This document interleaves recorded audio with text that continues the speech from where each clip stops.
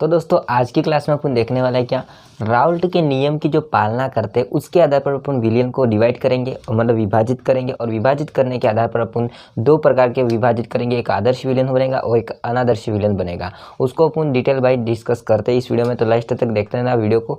चलिए वीडियो को स्टार्ट करते हैं। यहाँ पर अपन सबसे पहले समझते हैं कि राउल्ट के नियम की पालना के आधार पर विलियन के प्रकार। तो देखिए, अगर आप सोच रहे हैं कि राउल्ट का नियम क्या है, तो इसके लिए मैं ऑलरेडी वीडियो बना चुका है। नहीं देखा है तो आपको ऊपर आई बटन में या फिर नीचे डिस्क्रिप्शन मिल जाएगा, जाके इस वीडियो को देख लीजिए।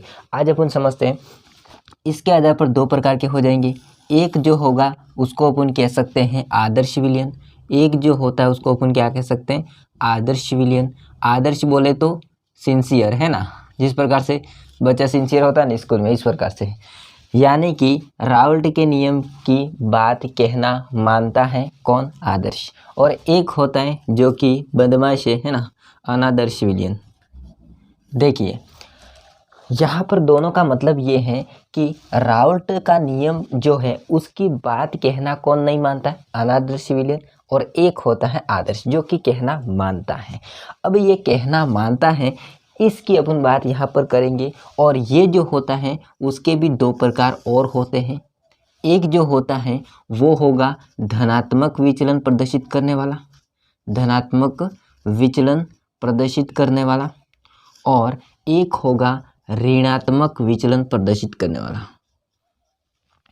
यहाँ पर अनादर्श विलियन होता है, उसके अपन देखेंगे तो उसके दो प्रकार और अलग होते हैं, तो उसको अपन बाद में वीडियो बना के पढ़ेंगे। आज अपन समझते हैं कि आदर्श विलियन क्या होता है। मैं इसकी डेफिनेशन क्या लिख सकता हूँ कि जो विलियन या यह विलियन राउल्ट के नियम की पालना करता है, राउल्ट के नियम की पालना करता है।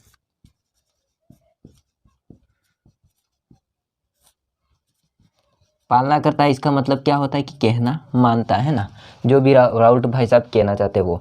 अब आप सोच रहे होंगे कि राउल्ट होता है उसकी बात क्या है कि जो वो कहना चाहता है। तो राउल्ट का जो नियम होता है, राउल्ट का नियम, उसकी बात ये है क्या कि इसके अपन सूत्र एक प्रकार से दर्शा सकते हैं कि P बराबर वाष्प दाब बराबर, अपन दो अवयव ले लेते हैं, एक A अवयव का वाष्प दाब प्लस B अवयव का वाष्प दाब। इस अवयव का वाष्प दाब की अपन बात करेंगे तो खुद का वाष्प दाब बराबर शुद्ध अवस्था का वाष्प दाब और इंटू इसकी मोल भिन्न।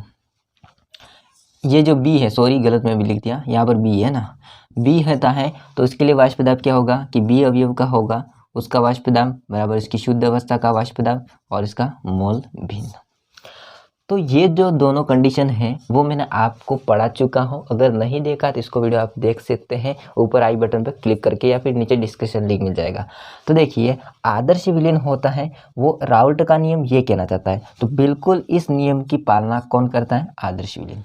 देखिए, राउल्ट कहना चाहता है कि आदर्श भाई साहब तुझे एक मेरा ये जो नियम दिया है उसकी ही पालना नहीं करनी है, इतने सारे कंडीशन की भी पालना करनी है। तो ये खुशी खुशी क्या कर देता है, हाँ कह देता है, हाँ जी सर मैं पालना करता हूँ। तो यहाँ पर कौन कौन सी पालना करेगा, देखिए राउल्ट के नियम की पालना, यही बात मैंने बताई है ये वाली, तो इसकी नियम की पालना करती है। यानी कि वाष्प दाब होगा वो दो अवयवों के वाष्प दाब के जो योग होगा उसके बराबर होगा, तो ये भी पालना करता है। दूसरी बात ये है कि आयतन परिवर्तन शून्य होता है। आयतन परिवर्तन शून्य, इसका मतलब क्या होता है कि जो अवयव हुआ है उसका जो आयतन जितना लिया था उसका वाष्पीकरण के पश्चात जो दाब दिया था वाष्प के कणों के द्वारा।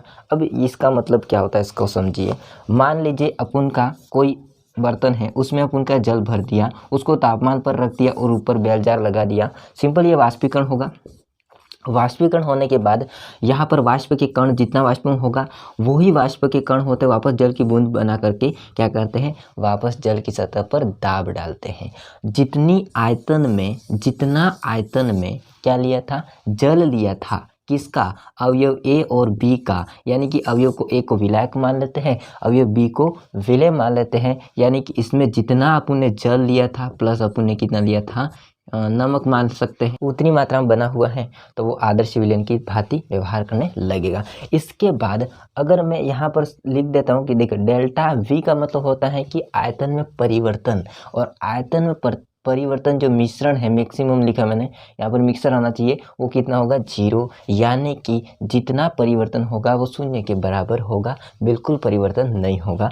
एंड अगर अपन बात करते हैं डेल्टा एच की, तो डेल्टा एच यानी कि जो वाष्पन में हुआ, यानी कि जो ऊष्मा बनी, ऊष्मा जो बनी है वो ऊष्मा बाहर नहीं निकलेगी क्योंकि ऊपर बेलजार लगा हुआ है, इसलिए जो ऊष्मा बनी थी वो वापस ठंडी होगी, वापस फिर ऊष्मा बनेगी। उसी प्रकार से यहाँ पर इसका जो मान होगा वो कितना होगा, शून्य होगा, यानी कि डेल्टा एच ऊष्मा का जो मिश्रण होता है वो भी शून्य होता है। तो ये तीसरी बात भी मान लेता है कौन, आदर्श भाई साहब होते हैं वो। और यहाँ पर चौथी बात ये है कि ए और बी, विलायक और विलेय, उन दोनों का जो भी सहसंयोजक आपस में, देखो एक होता है सहसंयोजक और एक होता है आसंजक। मैं आपको बता देता हूँ, एक होता है सहसंयोजक और एक होता है आसंजक, है ना।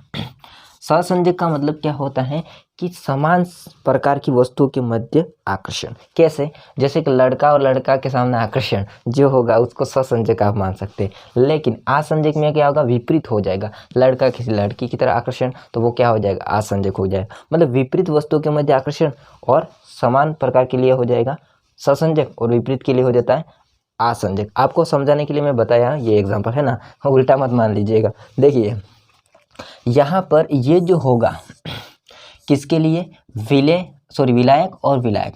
देखो ए को मैंने विलायक ही मानता है ना, यहाँ पर बी होगा उसको विलेय मान लेता हूँ। तो विलेय और विलायक उनके मध्य जितना सहसंयोजक बल होगा वो किसके बराबर होगा, दोनों के सहसंयोजक बल के बराबर होगा। देखिए जितना विलायक और विलायक के मध्य सहसंयोजक बल होगा उतना का उतना विलेय और विलेय के मध्य सहसंयोजक बल होगा, यानी कि दोनों इक्वल है। अर्थात अपन कह सकते हैं कि विलायक और विलेय दोनों का सहसंयोजक बल उन दोनों के सहसंयोजक बलों के बराबर होता है, योग के। ये तो बात होगी चौथी, ये भी बात मानता है आदर्श भाई साहब होते वो।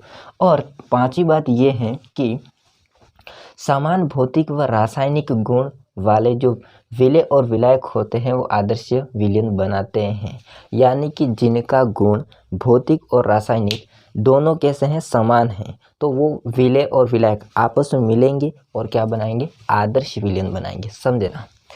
अब देखिए इसका अपन एक एग्जाम्पल लिख लेते हैं, किसका, आदर्श विलयन का। तो देखिए यहाँ पर मैंने एग्जांपल लिख दिए कि नॉर्मल हेक्सेन और नॉर्मल हेप्टेन होते वो आदर्श विलयन दर्शाते हैं, एंड मेथेनॉल और एथेनॉल जो आपस में होंगे वो भी क्या दर्शाएंगे, आदर्श विलयन दर्शाएंगे।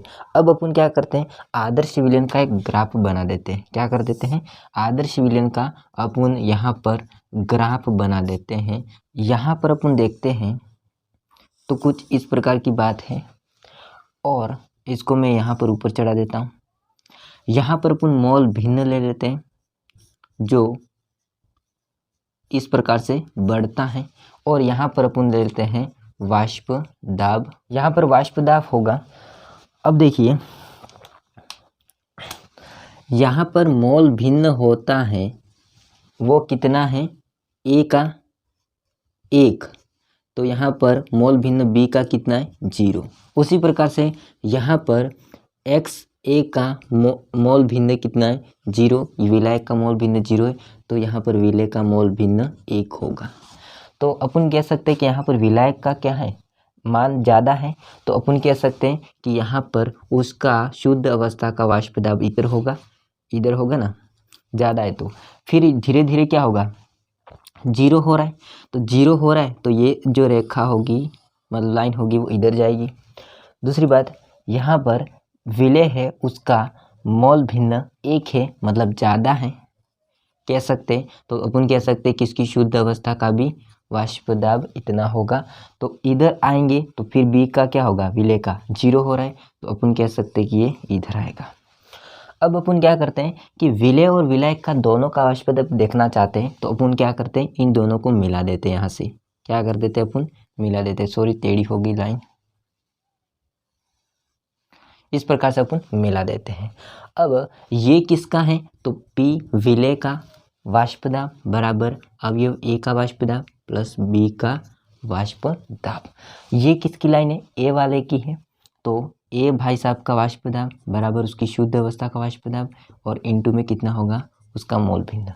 ये किसकी लाइन जा रही है, ये तो हो गई ए के लिए, यहाँ पर बी से ये कम हो रही है, तो ये लाइन आ रही किसकी, बी वाले की। तो बी वाले का यहाँ पर मैं लिख देता हूँ सिंपली कि पी बी उसका वाष्प दाब बराबर उसकी शुद्ध अवस्था का वाष्प दाब और उसका इनटू में क्या हो जाता है, मोल भिन्न। तो ये है आदर्श विलियन ग्राफ। कौन सा विलियन ग्राफ, आदर्श विलियन ग्राफ, है ना। तो इस प्रकार से अपन ग्राफ प्राप्त कर सकते हैं। अब बात रही है अपन की किसकी, अनादर्श विलयन की। तो ये अनादर्श विलयन होता है वो बिल्कुल पालन नहीं करता है, तो उसके लिए अपन क्या करेंगे, इन दोनों को डिटेल से पढ़ेंगे। तो आई होप को ये आदर्श विलयन तो समझ में आया होगा, अनादर्श विलयन नेक्स्ट वीडियो में आ जाएगा। तब तक के लिए जय हिंद, वंदे मातरम।